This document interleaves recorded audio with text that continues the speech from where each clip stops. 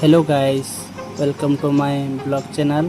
जय जगन्नाथ आप सभी को। ये मेरा फर्स्ट ब्लॉग है। आई होप आपको ये ब्लॉग पसंद आएगा।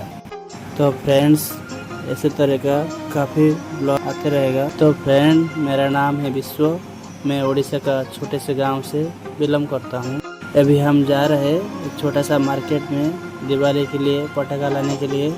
चलो देखते कैसा मिलते उधर पटाखा।